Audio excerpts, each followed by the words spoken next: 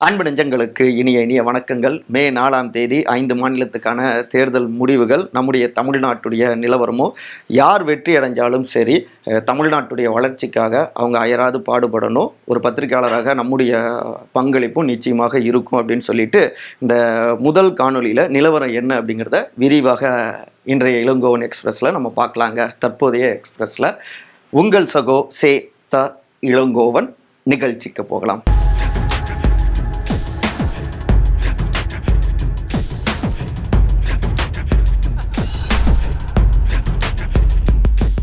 ஒரு பரபரப்பாகத்தான் வாக்கு எண்ணிக்கை நடந்துகிட்டு இருக்குங்க.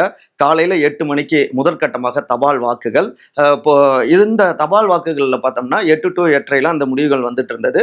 அதில் பெரும்பாலான இடங்களில் திமுக முன்னிலை வகிச்சாங்க. ஸோ உடன்பிறப்புகள்லாம் ஹாப்பியாக இருந்தாங்க. 2வது இடத்துல அதிமுக, 3வது இடத்துல தாவேகாவும் இருந்தாங்க.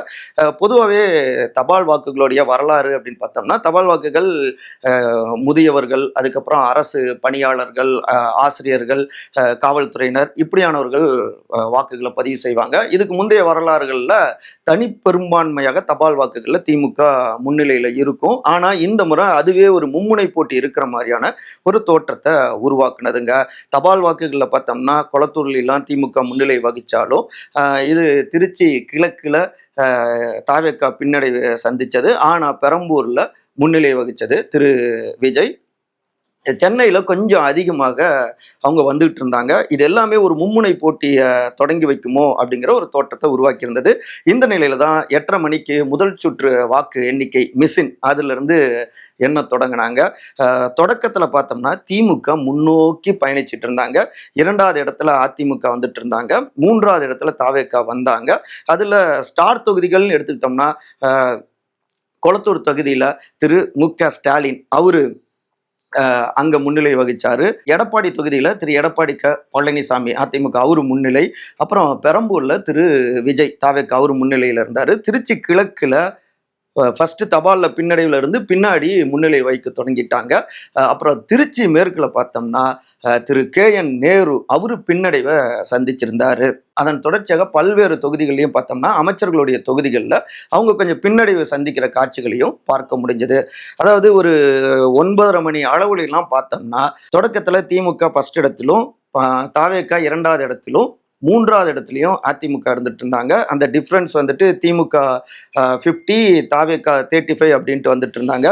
ஆனால் ஒரு 9:30 மணி அளவுலாம் பார்த்தோம்னா கிட்டத்தட்ட வர செய்திகள் பார்த்துட்டு தான் இருக்கும். ஒரு பக்கம் தொலைக்காட்சியில் 67 இடங்களில் தாவேகாவும், கிட்டத்தட்ட ஒரு 48 இடங்களில் திமுகவும், அதிமுக 42 இடங்களும் அப்படின்னு காட்சிகள் மாறி இருக்குங்க.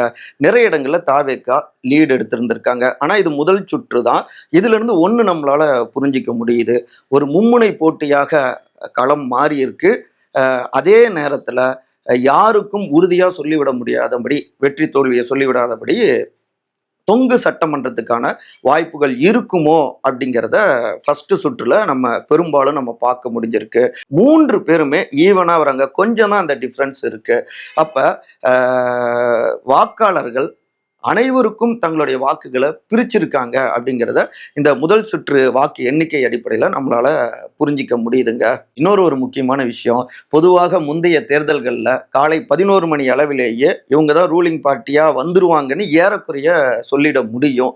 ஆனால் இந்த தேர்தலில் நேரம் இழுக்கும். யார் வெற்றி பெறுறாங்க, யார் ஆட்சி அமைக்க போறாங்க அப்படிங்கிறத விரைவில் சொல்லிவிட முடியாது. ஏன்னா ரிசல்ட்டு அந்த மாதிரி தான் இருந்துட்டு இருக்கு.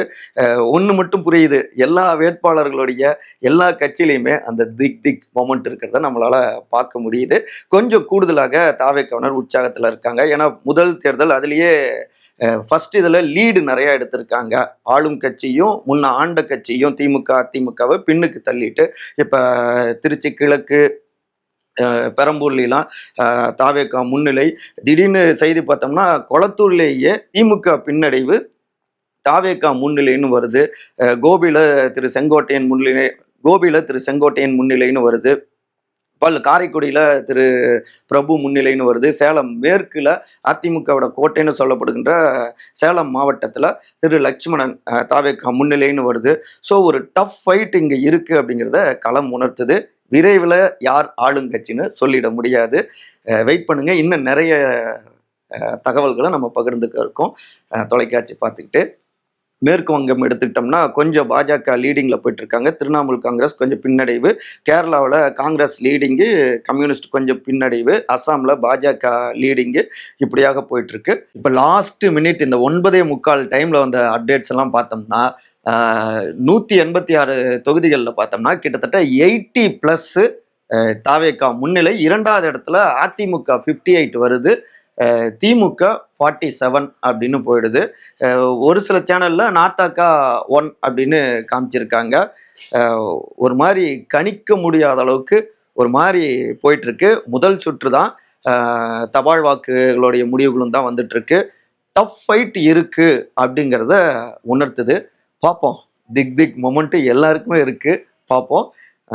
தொடர்ந்து இணைஞ்சிருங்க. மனமார்ந்த நன்றிகள்.